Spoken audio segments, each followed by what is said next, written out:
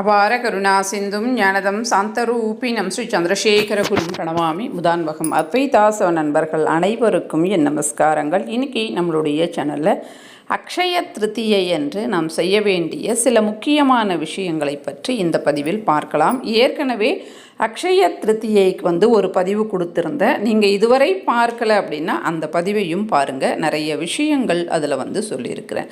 அக்ஷய திருத்தியை அப்படின்னு சொன்னால் நம்ம எல்லாருக்கும் தோணுவது என்ன அப்படின்னா, தங்கம் வாங்க வேண்டும் என்ற ஒரு நிலை மட்டும்தான் நம் மனதில் ஓடிக்கொண்டிருக்கும். ஆனால் அதை தாண்டி சில விஷயங்களை நாம் செய்யும்போது மிகவும் அது நமக்கு பயனை தரக்கூடியதாக இருக்கும். ஒவ்வொரு மாதத்திற்கும் ஒவ்வொரு சிறப்புகள் இருக்கும். இப்போ கார்த்திகை மாதம் அப்படின்னா அந்த மாதத்தில் நாம் தீபங்கள் ஏற்றுவது ரொம்ப அதிகமாக இருக்கும். அதே மாதிரி மார்கழி மாதம் அப்படின்னா கோவில்களில் பூஜைகள் செய்வது, நாம கோவிலுக்கு செல்வது இப்படியாக இருக்கும். ஆடி மாதம் அப்படின்னா கூழ் வார்ப்பது, கோவில்களுக்கு போயிட்டு அங்கு பொங்கல் வைப்பது இப்படி இருக்கும். அதே மாதிரி தை மாதங்களில் குலதெய்வம் கோவிலுக்கு போவது, அங்கு பொங்கல் வைப்பது, இப்படி 12 மாதங்களுக்கும் ஒவ்வொரு சிறப்புகள் உண்டு. அதே மாதிரி இந்த மாதத்தில் என்ன சிறப்பு அப்படின்னு பார்த்தா, தானங்களுக்கு இந்த மாதம் மிகவும் உயர்ந்த ஒரு மாதமாக கருதப்படுகின்றது.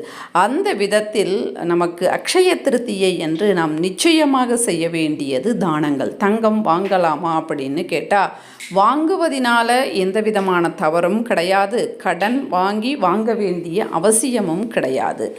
அதை தாண்டி நாம் தங்கம் வாங்குகிறோம் அப்படின்னா வாங்கலாம், அதை பற்றி எந்த பிரச்சனையும் இல்லை. அதற்கு முன்பாக நாம் தானங்களை செய்துவிட்டுத்தான் இந்த தங்கம் இந்த மாதிரி விஷயங்களை நாம் வாங்குவது மிகவும் சிறந்தது.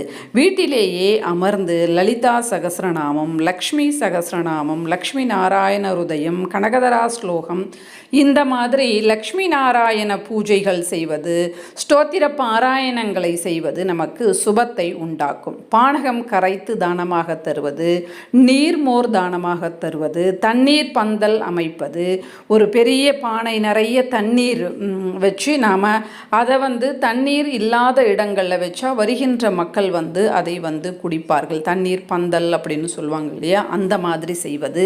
ஒரு பித்தளை சொம்போ அல்லது செப்பு சொம்போ வாங்கி அது நிறைய தண்ணீர் நிரப்பி அதை தானமாக தருவது, செருப்பு இல்லாதவர்களுக்கு செருப்பு வாங்கி தருவது, கொடை வாங்கி தருவது, நீர்மோர் நிறைய கரைச்சி அதை தானமாக தருவது, இந்த மாதிரி நாம் செய்யலாம்.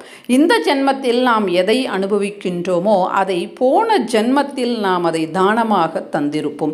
இந்த ஜென்மத்தில் எது நம்மிடம் இல்லையோ அதை நாம் தானமாக தந்திருக்க மாட்டோம்.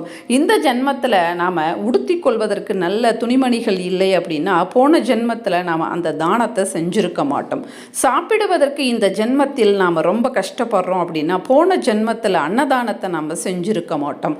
ஆக மொத்தம் இந்த ஜென்மத்தில் நாம் அனுபவிப்பது போன ஜென்மத்தில் நாம் செய்ததின் தானத்தினுடைய பலன்தான். அந்த மாதிரி இந்த ஜென்மத்தில் நாம் தானம் பண்ணினா தான் இந்த ஜென்மத்திலேயே நாம் நல்லபடியாக இருப்பதற்கும் அடுத்த ஜென்மத்திலும் நமக்கு எந்த குறையும் இல்லாமல் இருப்பதற்கும் இந்த தானங்கள் நமக்கு உதவிகரமாக இருக்கும். நம்முடைய பிள்ளைகளுக்கும் அந்த தானத்தினுடைய பலன் என்பது சென்று சேரும்.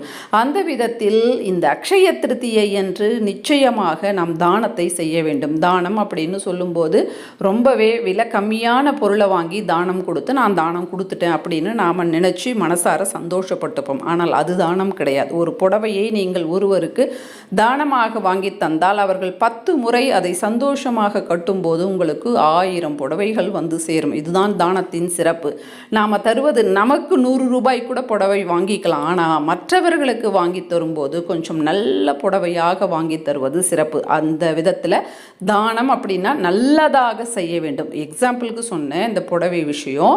நம்ம தானம் அப்படின்னு சொல்லும்போது ரொம்ப கம்மியாக பார்ப்போம். அந்த தானத்தையும் கம்மியாக பார்ப்போம், அந்த பொருளையும் ரொம்ப கம்மியாக காசு கொடுத்து தானமாக கொடுத்துடுவோம். மனசு திருப்தி ஆகிடும் தானம் கொடுத்துட்டோம் அப்படின்னு. ஆனால் அந்த தானம் எப்படி தரணும் அப்படின்னா, நாம் அந்த பொருளை அனுபவித்தால் அது எந்த அளவுக்கு வசதியாக நாம் அதை வாங்கிப்போமோ அதை விட சில மடங்கு அதிகமாகவே பணம் கொடுத்து வாங்கி தானமாக தருவது தான் சிறந்தது அப்படின்னு நமக்கு சொல்லப்பட்டுள்ளது. சாஸ்திரத்தை மதிப்பவர்களாக இருந்தால் அக்ஷய திருத்தியை அன்று கண்டிப்பாக தானத்தை செய்தே தீர வேண்டும்.